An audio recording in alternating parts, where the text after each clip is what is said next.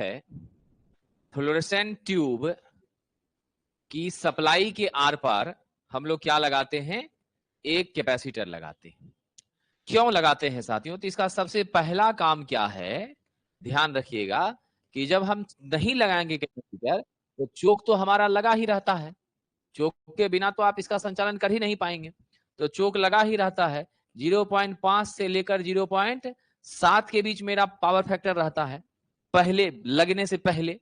जब लगा देते हैं तो मेरा पावर फैक्टर 0.95 से लेकर 0.98 तक हो जाता है। यानी स्पष्ट सी बात है, मेरे पीएफ में क्या हो रहा है, इंप्रूवमेंट हो रहा है, मेरे पावर फैक्टर में क्या हो रहा है, सुधार। तो क्या जवाब दीजिएगा साहब जी, जल्दी बताइए। सप्लाई की शक्ति के पावर फैक्टर को सुधारने के लिए, और आप सब जानते हैं मेरा पीएफ को लीड करवाने का काम कौन करता है, आपका कैपेसिटर। जितने विद्वान यहां बैठे हैं जरा बता दीजिएगा, अगर प्योर कैपेसिटर होगा तो मेरी पीएफ क्या हो जाएगी, लीडिंग तो होगी, लेकिन इसका परिमाण कितना होगा सरकार, 0 हो जाएगा। ठीक है, क्योंकि आपका कितने से लीड करती है, 90 डिग्री से लीड करती है, और cos 90 का मान आप सभी को मालूम है 0 होता है। तो चाहे मेरा प्योर कैपेसिटर रहे या प्योर इंडक्टर रहे, दोनों परिस्थिति में पावर फैक्टर का मान 0 होगा। कैपेसिटर में लीडिंग, इंडक्टर में लैगिंग नेचर का हो जाएगा। तो इसका समान रूप से इस्तेमाल क्या है, पीएफ को सुधारना। चलिए आगे बढ़ें। आइए अगला प्रश्न, मानक मीटर को परिभाषित करने के लिए किस पदार्थ के तरंग दैर्ध्य। ये मानक मीटर का मतलब है जो आपका एसआई यूनिट था ना साहब, किस चीज का एसआई यूनिट होता है, मीटर। आप सब जानते हैं लेंथ का एसआई यूनिट क्या होता है, मीटर होता है। कैपिटल एम से इसको सूचित करना उचित नहीं है, क्योंकि यह किसके नाम पर नहीं है, मीटर किसी वैज्ञानिक के नाम पर नहीं है। याद रख लीजिएगा, किसी वैज्ञानिक के नाम पर, किसी वैज्ञानिक के नाम पर यदि कोई ऐसा यूनिट का नाम होता है तो उसको सिंबॉलिक रिप्रेजेंटेशन में हम कैपिटल लेटर से दिखा सकते हैं। अगर वह वैज्ञानिक के नाम पर नहीं है, जैसे मीटर नहीं है, जैसे आपका सेकंड का एस नहीं है, ठीक है, जैसे कैंडेला आपका क्या है, वैज्ञानिक के नाम पर नहीं है, तो सीडी, तो हम लोग ऐसे में क्या करेंगे, स्मॉल लेटर लेंगे, ठीक है, इसके सिंबल के लिए। वहीं अगर हम बात करते हैं किसके बारे में साहब जी, एम्पियर, तो एम्पियर हमारा क्या होगा, इसको सिंबॉलिक रिप्रेजेंटेशन ऐसे करेंगे। आपका साहब जी कैल्विन है, वैज्ञानिक का नाम है, ये भी कैसे करेंगे, कैपिटल कैसे करेंगे। तो इस छोटी छोटी बात को आप ध्यान रखिएगा, ठीक है। चलिए, तो राइट आंसर हमारा क्या होता है, क्रिप्टन होता है। क्रिप्टन 86 का क्या करते हैं, ध्यान रखिएगा, हम लोग के आर 86 का इस्तेमाल करते हैं मानक मीटर के निर्धारण के लिए साथियों, इसमें कोई शक नहीं है।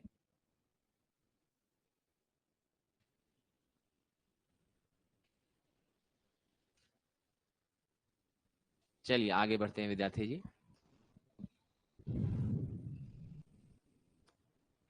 ऑटोमोबाइल में सामूहिक लैंप किस प्रकार काम करता है। तो बहुत ही अच्छा क्वेश्चन है साहब जी। हमारी जो मिनिएचर लैंप है यह किस रूप में काम करती है, टेल लैंप में भी काम करती है, डैशबोर्ड पर भी लगाते हैं, साइड लैंप में भी रहती है। सारे के सारे ऑप्शंस आपके क्या हैं, सही हैं, समझे कि नहीं। फॉग वगैरह में भी इसका इस्तेमाल होता है, हाई इंटेंसिटी की लाइट देती है, डीपर वगैरह जो आप लोग जानते हैं डाउन करके लाइट देना, वो सब भी इसी के माध्यम से किया जाता है। साहब जी निम्न में किसमें ऊर्जा की खपत सबसे कम हुई। क्वेश्चन थोड़ा कठिन है, क्या जवाब होगा, बिल्कुल सही जवाब है एलईडी लाइट इमिटिंग डायोड। अभी मार्केट इसी का छाया हुआ है, एक छत राज इसका है साहब। चाहे ट्यूब की बात करिए चाहे बल्ब की बात करिए, किसका यूज हो रहा है, एलईडी का हो रहा है। तो राइट आंसर क्या है, एलईडी। और इसमें आप यह भी ध्यान रखिएगा, एक तो पावर कंजप्शन क्या होता है, पावर कंजप्शन आपका कम होता है, और आपकी इफिशियंसी क्या होती है, उच्च होती है,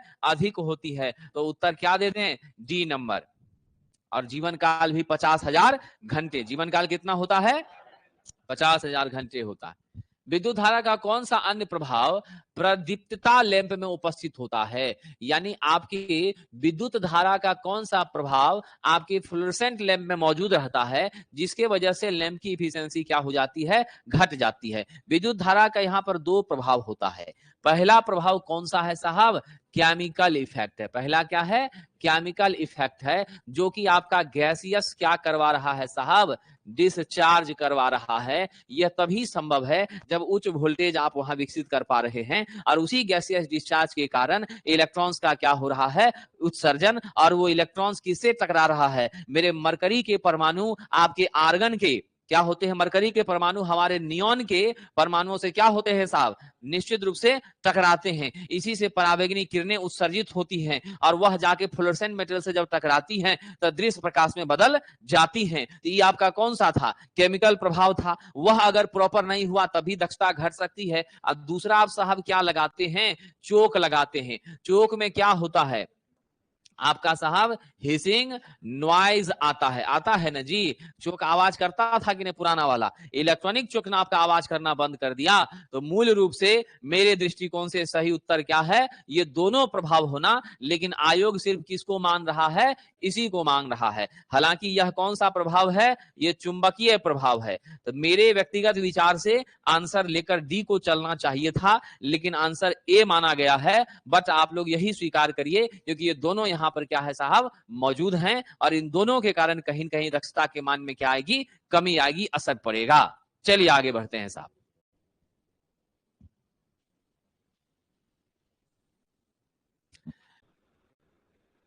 लक्स, फुट कैंडल, ल्यूमेन प्रति वर्ग फुट, इसके बीच आपस में क्या संबंध है? विद्यार्थी जी बहुत ही इंटरेस्टिंग क्वेश्चन है। आप सब जान लीजिए, 1 फुट कैंडल बराबर क्या होता है? 10.76 लक्स होता है। और ये किसके बराबर होता है? 1 ल्यूमेन प्रति फीट स्क्वायर के बराबर होता है। तो हमारा ऑप्शन क्या हो गया? सी, है ना। चलिए फ्लोरेसेंट ट्यूब में फ्लोरेसेंट पदार्थ जो है वह आपका ध्यान रखिएगा साहब जी, जिंक सिलिकेट कौन सा रंग प्रदान करेगा? तो जब जिंक सिलिकेट देंगे तो हरा, क्या हो जाएगा? ग्रीन हो जाएगा, हरा हो जाएगा। ठीक है, चलिए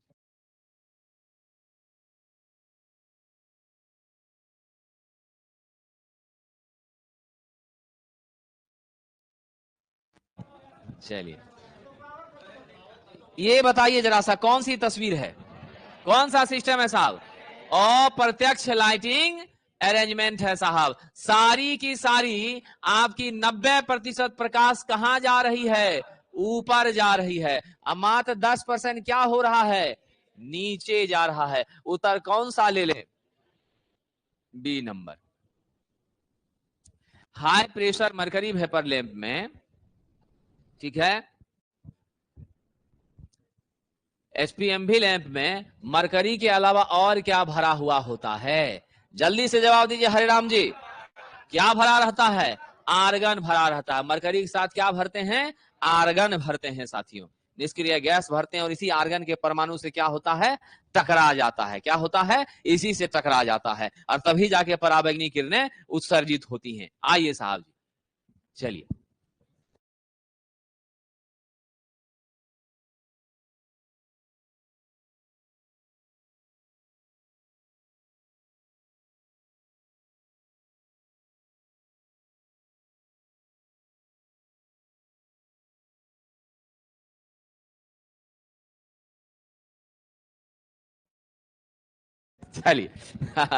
तो सोडियम बासुलैम का प्रयोग किस काम के लिए किया जाता है?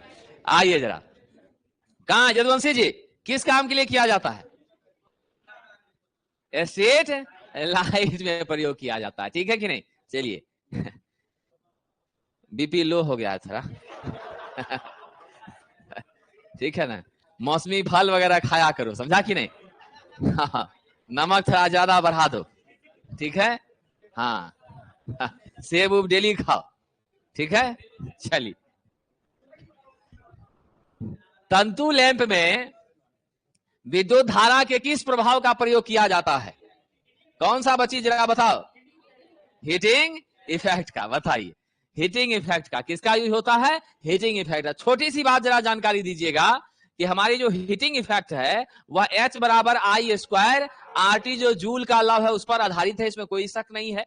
और आप जानते हैं इस हीटिंग इफेक्ट के कारण मेरा जो फिलामेंट है वह कैसे नेचर का है, रजिस्टिव नेचर का। कैसा है, रजिस्टिव नेचर का है। अब जो रजिस्टिव नेचर का है तो इसके वजह से पावर फैक्टर कितनी होती है, यूनिटी होती है, 1 होती है। तो मेरे तंतु लैंप पावर फैक्टर के मान में कोई कमी नहीं करता है, समझ गए कि नहीं। तो सबसे जबरदस्त पीएफ किसका, इनकैंडेसेंट लैंप का, आपके फिलामेंट लैंप का। क्लियर, चलिए आगे बढ़ते हैं।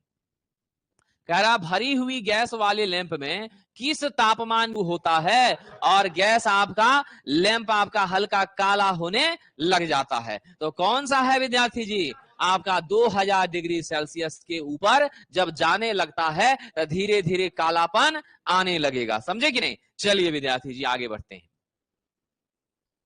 हाँ।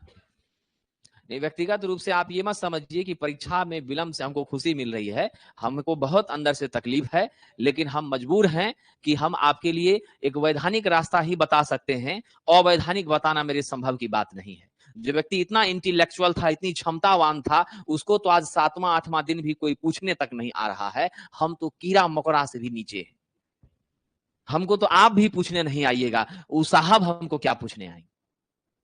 आप लोग में भी 2-4 आदमी आइएगा, सब ने आइएगा।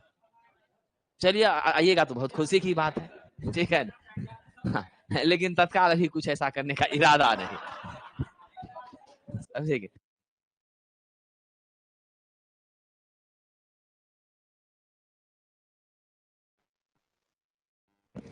चलिए, फ्लोरेसेंट ट्यूब में कौन सी प्रक्रिया होती है, जल्दी बताइए साहब, बड़ा भारी क्वेश्चन सब लग रहा है। क्या होता है, गैसियस डिस्चार्ज होता है। और ये गैसियस डिस्चार्ज के कारण ही क्या होती है साहब जी, आपकी पराबैंगनी, क्या होती है, पराबैंगनी किरणों का उत्सर्जन होता है। और यह किससे टकराती है, फ्लोरोसेंट मटेरियल से जब टकराती हैं तो आपको क्या देती हैं, विजिबल लाइट देती है। क्या देती हैं, विजिबल लाइट देती है। Concept clear. चलिए विद्यार्थी जी देखिए, विद्युत निर्वहन लैंप प्रकाश किसके द्वारा उत्पादित किया जाता है। तो प्रकाश जो है साहब जी, विद्युत, जल्दी बताइएगा, इलेक्ट्रिक डिस्चार्ज लैंप में प्रकाश कैसे प्राप्त होता है, किसके माध्यम से, गैस और भाप के आयनाइजेशन से। और इस आयनाइजेशन के लिए आपको 1000 वोल्ट के रेंज का वोल्टेज देना पड़ता है। उसके लिए किसका प्रयोग करते हैं, चोक का प्रयोग करते हैं। ये ध्यान रखिएगा साहब। चलिए आगे बढ़ते हैं। लगभग सभी इस्तेमाल करने में निर्वात नलिकाएं ठोस अवस्था उपकरण में बदले जा चुके हैं, लेकिन अभी भी निर्वात नलिकाओं का हम प्रयोग कर रहे हैं। ऐसा क्यों साहब, वैक्यूम ट्यूब का हम इस्तेमाल क्यों कर रहे हैं, उसके पीछे क्या कारण है, बहुत सस्ता होता है इसीलिए कर रहे हैं क्या, जरा सा दिमाग लगाइएगा, क्या जवाब दीजिएगा विद्यार्थी जी। सबसे अच्छा है कि हमारा यह क्या होती है, अधिक शक्ति का संचालन, क्या करती है, अधिक शक्ति का संचालन करने में सक्षम होती हैं। बाकी सब भी अच्छा ऑप्शन है, लेकिन सबसे ज्यादा रिक्वायरमेंट किसका है, आपको पावर हैंडलिंग कैपेसिटी इसकी ज्यादा होती है। इसीलिए हम लोग वैक्यूम ट्यूब का ज्यादा प्रयोग करने का प्रयास करते हैं। इनकैंडेसेंट लैंप जो है उसकी चर्चा नहीं हो रही है, यहाँ चर्चा हो रही है कि हम जितने भी सॉलिड स्टेट की हमारी जितनी डिवाइसेस हैं वहां पर, तो सॉलिड स्टेट की डिवाइसेस आपकी क्या है, क्या है, IGBT है। इन सभी जगह पर हम लोग वैक्यूम ट्यूब का इस्तेमाल कर रहे हैं। ये वैक्यूम ट्यूब क्या है, आपका इलेक्ट्रॉनिक, क्या है साहब, इलेक्ट्रॉनिक डिवाइस है। ये मत समझिएगा कि कोई शीशे का नली है उसमें हवा निकाल दी है तो वैक्यूम ट्यूब है, वो चीज नहीं है। ये क्या है, आपका वैक्यूम ट्यूब एक इलेक्ट्रॉनिक डिवाइस है, जिस डिवाइस का प्रयोग हम सॉलिड स्टेट के साथ करते हैं, जो स्विचिंग एक्शन को बहुत तीव्र करवाता है और पावर सहने की क्षमता, पावर हैंडलिंग कैपेसिटी इसकी बहुत ज्यादा होती है। और ये सभी उपकरण कहां प्रयोग होते हैं, पावर इलेक्ट्रॉनिक्स डिवाइस में इस्तेमाल में लिए जाते हैं, समझे। ये ध्यान रखिएगा, ये मामला दूसरा है।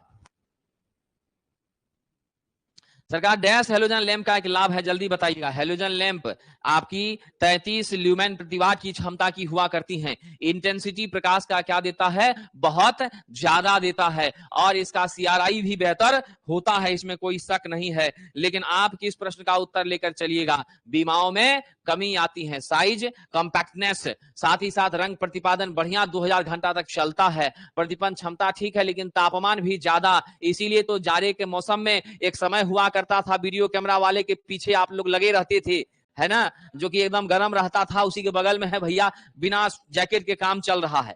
तो ऑप्शन नंबर डी। कौन सा लैंप सेपरेट चोक नहीं रखता, बहुत हाईलाइटेड क्वेश्चन है।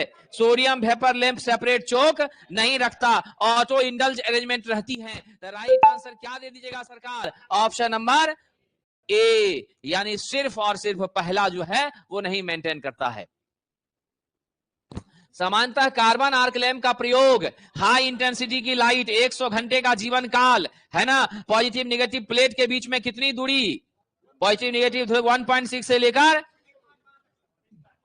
1.5 से लेकर 6 mm तक की दूरी। तो क्या जवाब दीजिएगा, सिनेमा प्रोजेक्टर में इसका यूज होता है। साहब जी फिलामेंट लैंप का पावर फैक्टर बिना किसी चिंता के बताइए मेहता जी कितना होगा, 1, कितना होगा, यूनिटी होता है। फिलामेंट लैंप है साहब, इसका क्या होता है, ऑलवेज 1। कैसा लोड है, रेजिस्टिव लोड है, रेजिस्टिव लोड है तो आपका क्या हो गया, रेजिस्टिव लोड है तो हमारा फाई का मान 0, और जब फाई का मान 0 है साहब तो नेचुरली पीएफ तो हमारी 1 होनी ही होनी है। विद्युत धारा के उसमें प्रभाव पर क्या है, आधारित है, इसमें कोई शक नहीं है।